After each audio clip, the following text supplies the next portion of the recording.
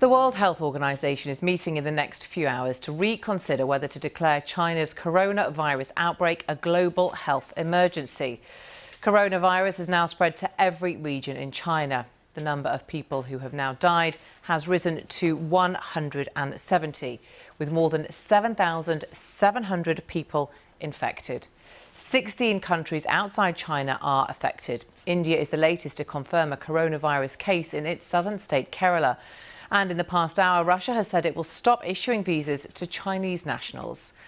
As global concerns spread, major international sporting events are either being moved or taken out of China. The Chinese Football Association has announced no games will be played this season, while the indoor World Athletics has been postponed for a year. Drastic measures to contain the virus are continuing to have huge disruption on people's lives in China. Wuhan, the city at the heart of the outbreak, is usually bustling with people, but as you can see, now resembles a ghost town. All roads into and out of the city remain sealed off, and the Chinese authorities have announced additional travel measures today. Buses going to Hubei province have been suspended completely. 16 provinces have suspended intra-provincial long-distance coaches. Wuhan city and other 5 cities have suspended rail transportations, and such suspension of public transportation network has triggered great public concern. Well, governments around the world have been evacuating nationals who've been stuck in China. Let's take you live to Shanghai and talk to our correspondent, Robin Brandt, who is there for us. Robin, welcome to you. How successful or not are these evacuations going? Well, for the Americans, it's working out OK. They're planning another airlift next week. We learned from the State Department in the last hour or so. The Japanese as well. They took some 200 or so of their citizens in the last 24 hours, and there will be at least 2 more flights, I think. The Brits haven't had success, and effectively the problem for them has been bureaucratic hurdles, because the Chinese didn't give permission for the flight to leave, because they at one stage wanted just British citizens on the flight. We understand there were problems involving the partners of some British people who were Indonesian, for instance, or were citizens from other countries.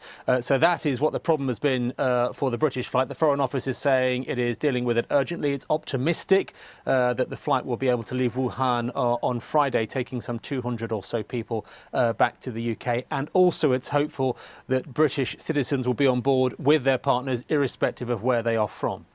Robin, we know that in the next few hours the World Health Organization are meeting to discuss whether to declare this a global health emergency. What impact will it have if they do?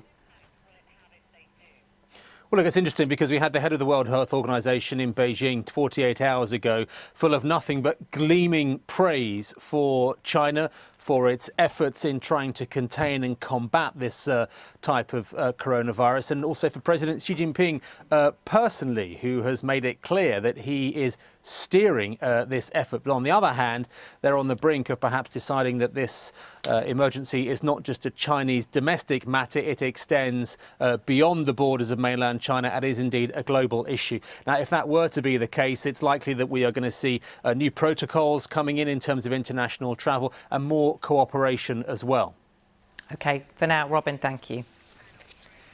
Well, let's go to the BBC's Mariko Oy, who is in Hong Kong, where some trains to mainland China have been suspended. Mariko, welcome to you. We heard this time yesterday from the chief executive of Hong Kong trying to introduce new measures to contain the virus, stop it getting to Hong Kong. How are those now impacting on movement there? Well, Samantha, I'm standing outside West Kowloon Station, which is usually very busy because this is where all the high-speed rail from mainland China usually arrive and depart from. But as of midnight local time, all railway services have been suspended, as well as ferries. We also know that 6 out of 14 border crossings have been shut in order to reduce the number of buses entering the city. The number of flights have been halved as well.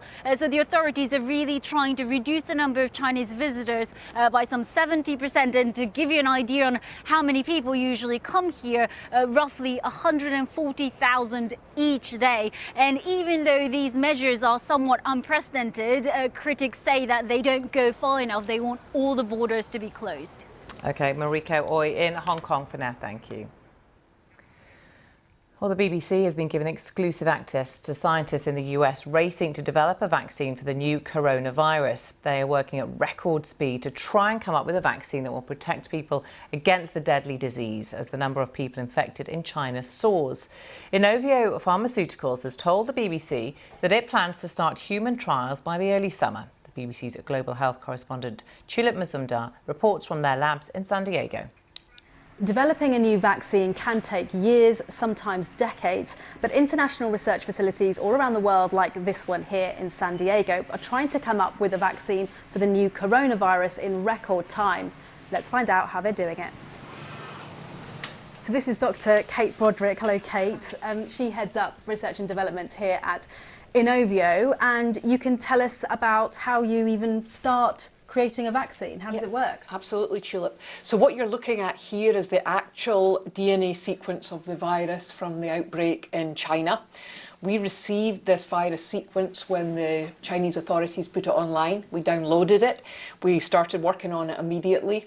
And essentially overnight, we designed the vaccine that you can see here. The next step then is to put that into manufacture. So let's go and have a look at that now. Right. So here we are, Tulip, in the plasmid manufacturing lab. So what you can see here is that we've taken the DNA medicine, the plasmid, and now we've added it to bacteria. And the incubators in the back, you can see the bacteria growing, and also in these flasks that you can see on the bench top here. It's a very musty smell, isn't it? Very smelly. You do get used to it after a while. So the next stage will be to purify the DNA from the bacteria. That will give us a pure product, then can be used for preclinical testing, which is going to start this week. And we hope to get the final product into human testing by early summer.